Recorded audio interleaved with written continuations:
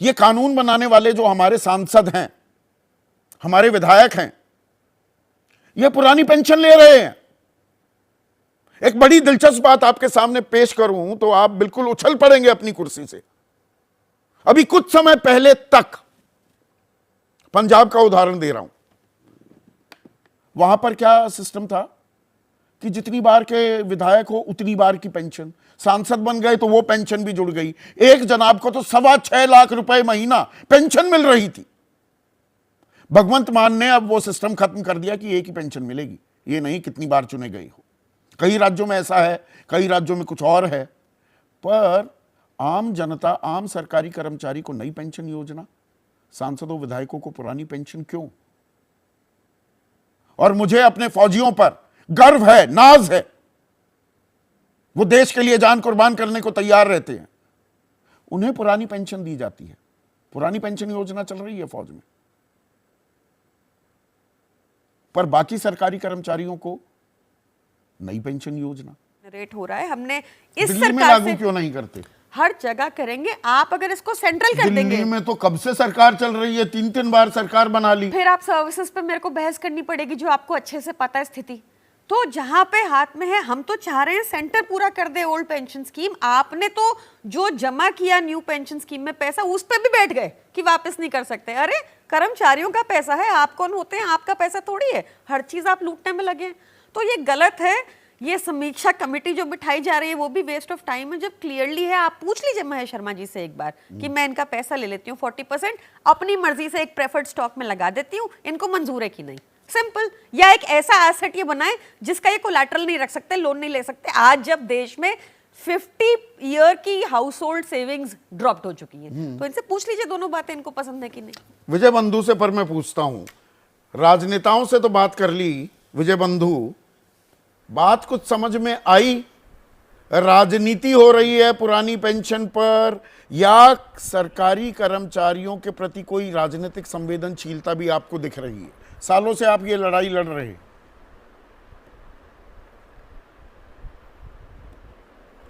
जी sir, बहुत बहुत धन्यवाद।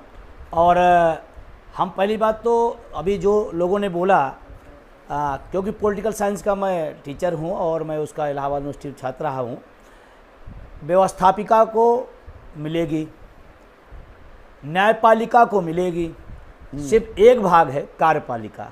मतलब कोई कानून बनाएगा, कोई गड़बड़ होने पर उससे पूछेगा, लेकिन जो पूरी इम्प्लीमेंट करेगा कार्यपालिका, जिसमें शिक्षक कर्मचारी सब आते हैं, कार्यपालिका को नहीं मिलेगी।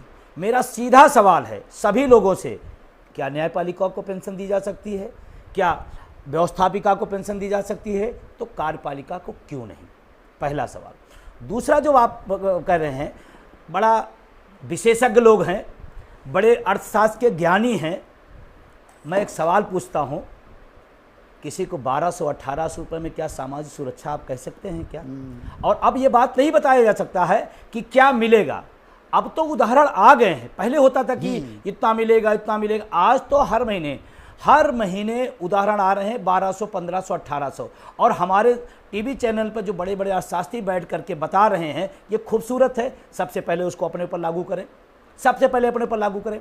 दूसरा है, इस देश के जो अर्धसैनिक बल हैं, दिल्ली हाईकोर्ट ने उनके पक्ष में डिसीजन दिया कि ये सशस्त्र बल है, इनको पेंशन दी जाए। आज तक केंद्र सरकार उस पर कुंडली मारे बैठी, एक डिसीजन नहीं हुआ।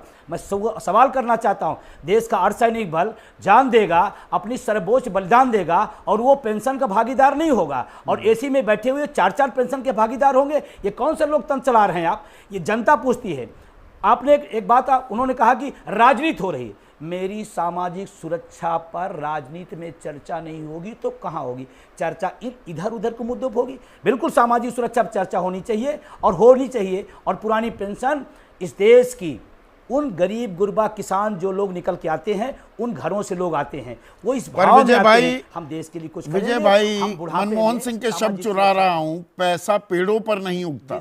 ये ध्यान भी तो देना होगा कि नहीं देना होगा? बिल्कुल, बहुत अच्छी बात। बिल्कुल सर, उनकी बात पर पूरा ध्यान है।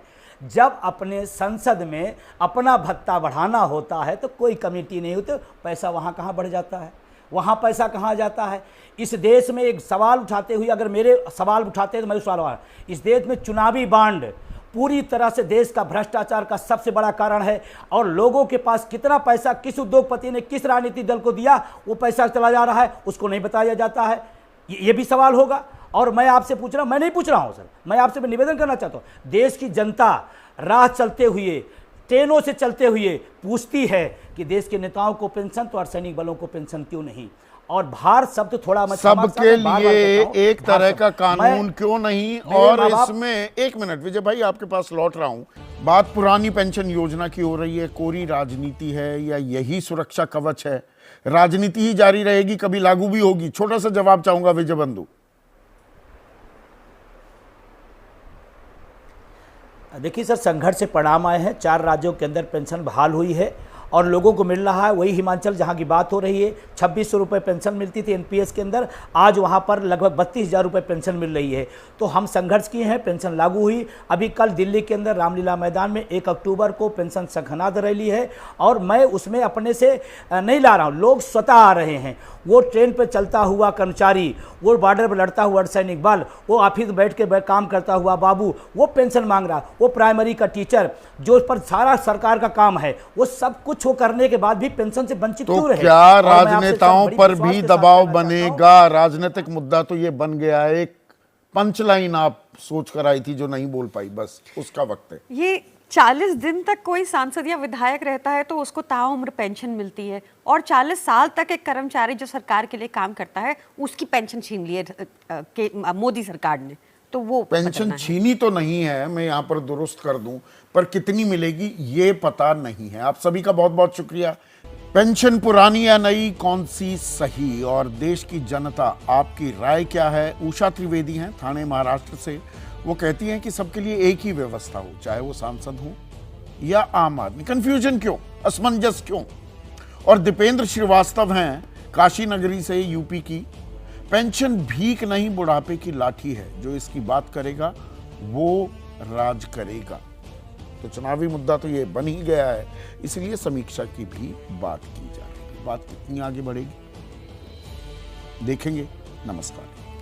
पुरानी पेंशन बहाली की मांग एक बार फिर जोर पकड़ने लगी है और अटेवा के बैनर तले जो तमाम संगठन हैं उन्होंने आंदोलन का रुख अख्तियार कर लिया। ये देखिए मेरठ कलेक्ट्रेट पर किस तरीके से यहाँ बड़ी संख्या में जो लोग हैं वो यहाँ पर आंदोलन करने पहुंचे हैं। तमाम विभागों के जो कर्मचारी हैं वो अटेवा संगठन के बैनर तले अपनी आवाज़ को बुलंद करने के लिए पहुंचे हैं। सीधा कह रहे हैं कि जो पुरानी पेंशन है वो हर हाल में बहाल होनी चाहिए।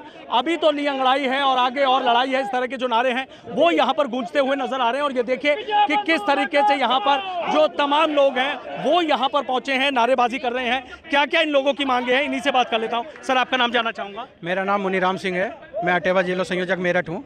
और आज आप ये देख रहे हो, ये जो सरकार ने एनपीएस और यूपीएस नामक एक स्कीम चलाई है, ये स्कीम पेंशन नहीं है। हमें हूबहू ओपीएस, अपनी जो पुरानी पेंशन थी वो चाहिए। और उस यूपीएस और उस एनपीएस के आक्रोश आज ये मार्च हमने निकाला है। इसमें आप देख रहे हो सभी संगठनों का, सभी विभागों का, और इतनी मात्र शक्तियाँ हमारे बीच में है और इतने साथी हमारे बीच में है, चाहे वो माध्यमिक विभाग के हों, चाहे वो बेसिक विभाग के हों, हमारी स्वास्थ्य विभाग से बहनें हैं, आप देख रहे हो कितनी, और पीडब्ल्यूडी विभाग और हमारे सेल टैक्स विभाग के भाई राजवीर जी हैं, और जितने भी मेरठ के अंदर जो भी पेंशन विहीन साथी है, चाहे वो किसी भी विभाग में हो, आज इस यूपीएस और इस एनपीएस का विरोध कर रहा है। उसी के विरोध में हमने ये आक्रोश मार्च निकाला है। आज तो ये शुरुआत आपने की, आगे किस तरीके से और आंदोलन रहेगा? आगे जिस प्रकार हमारा जो नेतृत्व है, शीर्ष नेतृत्व है प्रदेश वाला, इससे भी जोरदार तरीके से इसका एक आक्रोश हमारा रहेगा। और आज पूरे भारत में जितने प्रदेश हैं और उन प्रदेश में जितने भी जनपद हैं, आज प्रत्येक जनपद में पूरे भारतवर्ष में इस यूपीएस और एनपीएस के विरोध में आक्रोश मार्च निकाले गए हैं। ये प्रत्येक जिले में जो है आक्रोश मार्च आज निकाला जा रहा है। देख रहे हैं बहुत आक्रोश में। क्या मांगे हैं आप लोगों की? हमारी मांग ये है कि हमारी मांग ये है कि जो नई पीढ़ी है उनको पुरानी पेंशन की ज़रूरत है। उनके बुढ़ापे का लाठी यही है, उनको पुराना पेंशन सरकार को दे देना चाहिए।